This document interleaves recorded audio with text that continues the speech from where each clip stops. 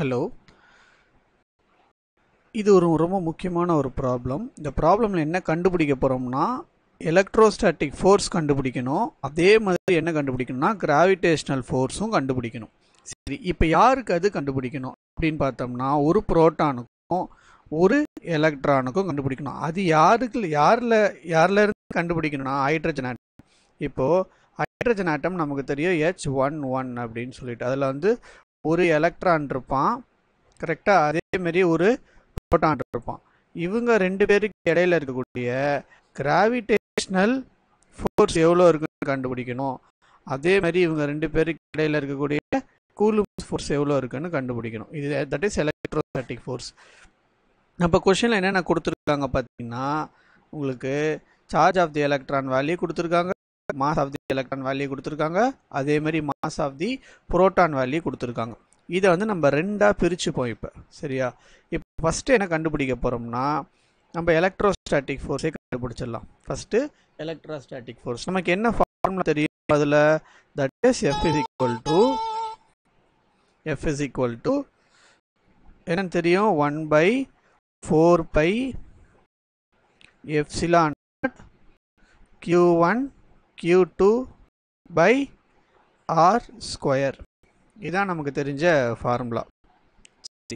இந்த ஃபார்முலா வந்து நம்ம இதுக்கு பதிலாக நம்ம என்னன்னு ரீப்ளேஸ் பண்ணலாம்னா கே அப்படின்னு ரீப்ளேஸ் பண்ணலாம்.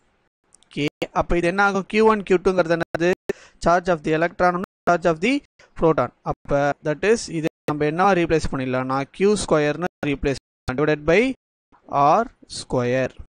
அப்போ இது நம்ம சப்ஸ்டியூட் பண்ணும்போது இந்த வேல்யூஸ் எல்லாம் நம்ம சப்ஸ்டியூட் பண்ணும்போது நமக்கு என்ன கிடைக்கும்னா F is equal to, சரிங்களா, F is equal to, that is electrostatic force is equal to, இந்த K உடைய நமக்கு தெரியும் 9 into 10 to the power of 9, அது E, that is Q ஸ்கொயர்னு இருக்கு. நம்ம எடுத்திருக்க charge of the electron, charge of the proton சொல்லியிருப்பாங்க. அப்போ இதோடைய என்ன வரும்னா நம்மளுக்கு 1.6 into 10 to the power of -19 the whole square divided by என்ன வரும் நம்மளுக்குன்னா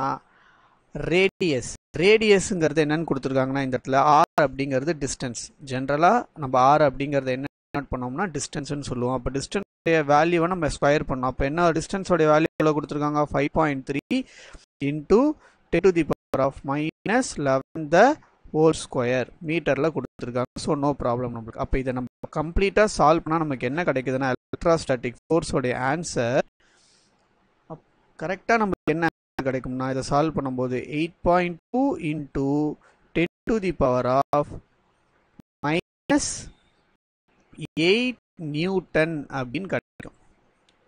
ஓகேவா? இது வரைக்கும் கிளியராக இருக்கா? ஸோ நம்ம இந்த வேல்யூ கண்டுபிடிச்சிட்டோம். இப்போது அடுத்த எந்த வேல்யூ கண்டுபிடிக்க போகிறோம் அப்படின்னா நெக்ஸ்ட் எந்த கண்டுபிடிக்கணும், இவங்க ரெண்டு பேருக்கு இடையில இருக்கக்கூடிய கிராவிடேஷனல் ஃபோர்ஸ் வேல்யூ கண்டுபிடிக்கணும்.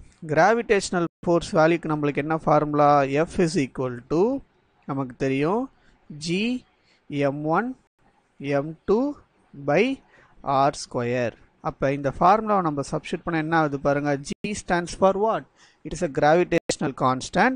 Gravitational constant value என்னது 6.67 into 10 to the power of -11, கரெக்டாக 10 to the power of -11 into m1 m2 உடைய வேல்யூ என்ன ஆகுது நம்மளுக்கு, mass of the proton value எவ்வளோ இருக்கு நம்மளுக்கு 9.1 into 10 to the power of -31. அதேமாரி மாஸ் ஆஃப் தி எலக்ட்ரான் உடைய value 9.1, mass of the proton value என்ன வருது 0.6 into 10 to the power of -27.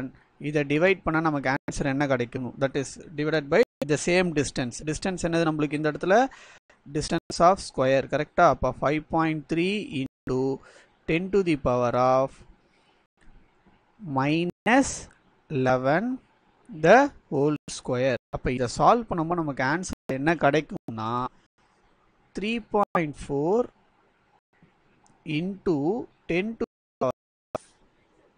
-47 கிடைக்கும். 10 to the -47 7 கிடைக்கும். -47 ஃபோர்ஸ் தான் கண்டுபிடிக்கிறோம். ஸோ ஃபோர்ஸோட யூனிட் வந்து என்னது? நியூட்டன். அப்போது இதையும் நம்ம அடுத்து என்ன பண்ணுறோம், இதோட நம்ம கண்டுபிடிச்சிட்டோம் கரெக்டாக. ஆனால் இதில் இன்னொரு முக்கியமான கொஷின் நம்ம கிட்ட கொடுத்துருக்காங்க. என்ன கொடுத்துருக்காங்க அப்படின்னா, இவங்க 2 பேருடைய ஃபோர்ஸை கண்டுபிடிச்சதுக்கப்புறம் கம்பேர் பண்ணோம். எப்படி கம்பேர் பண்ணுறோம் பாருங்க.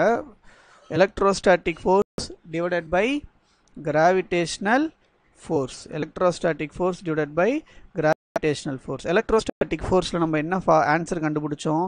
8.2 into 10 to the power of -8 newton கண்டுபிடிச்சோம். கிராவிடேஷனல் ஃபோர்ஸ் என்ன கண்டுபிடிச்சோம்? நம்ம ஆன்சர் என்ன கண்டுபிடிச்சிருப்போம்னா 3.4 into 10 to the power of -47